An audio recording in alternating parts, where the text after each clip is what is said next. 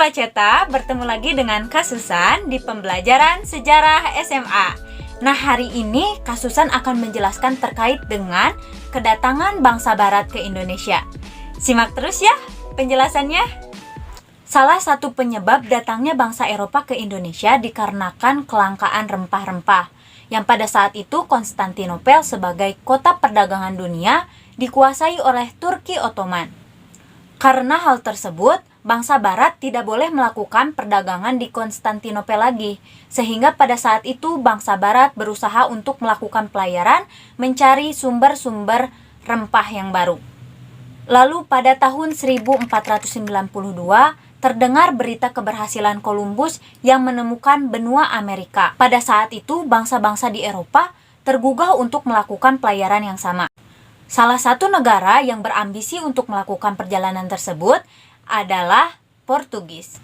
Nah, terdapat 3 orang pelayar atau 3 orang pelaut dari Portugis yang paling dikenal dalam melakukan perjalanannya. Yang pertama ada Bartolomeus Dias, yang kedua ada Vasco da Gama, dan yang ketiga ada Alfonso de Albuquerque. Pelayaran pertama yang dilakukan oleh Bartolomeus Dias pada tahun 1488, yakni dengan menelusuri pantai barat Afrika. Pada saat itu, Bartolomeus Dias sampai di Tanjung Harapan, Afrika. Akan tetapi, perjalanan tidak dilanjutkan karena terdapat ombak yang sangat besar, sehingga Bartolomeus Dias harus kembali lagi ke Portugis. Lalu selanjutnya, pada tahun 1497, atas perintah dari Raja Portugis Immanuel I, Vasco da Gama melakukan perjalanan dengan menelusuri jalur yang sama dengan Bartolomeus Dias sebelumnya, yaitu dengan menelusuri pantai barat Afrika. Dan pasukannya singgah terlebih dahulu di Tanjung Harapan. Setelah itu, atas petunjuk dari pelaut bangsa Moor, mereka pun melakukan perjalanan menuju pantai timur Afrika. Selanjutnya, pada tahun 1498, akhirnya Vasco da Gama dan juga pasukannya sampai di Calicut, India. Dan di sana, pasukan Portugis ini mendirikan sebuah kantor dagang dan juga benteng sebagai penanda bahwa Portugis pernah berada di sana.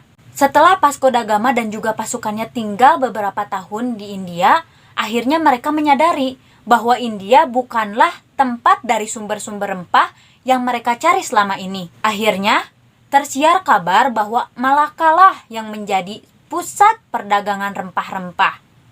Akhirnya, Portugis melakukan ekspedisi lanjutan, yakni dengan dipimpin oleh Alfonso de Albuquerque. Nah, Alfonso de Albuquerque ini melewati jalur yang sama dengan Vasco da Gama, dengan melewati pantai barat Afrika, lalu menelusuri pantai timur Afrika hingga sampai di India, dan lalu melanjutkan perjalanannya lagi menuju ke Malaka.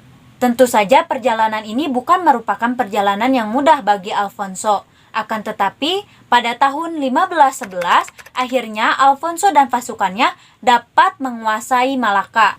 Lalu akhirnya, mereka memasuki Nusantara atau yang mereka sebut sebagai Tanah India atau Hindia. Sampai akhirnya mereka menemukan sebuah tempat atau sumber mutiara dari timur yang salah satunya berada di Maluku. Nah, Kula Ceta, itu saja yang bisa disampaikan hari ini. Untuk pembahasan kedatangan bangsa-bangsa lain akan disampaikan di minggu depan ya. Terima kasih.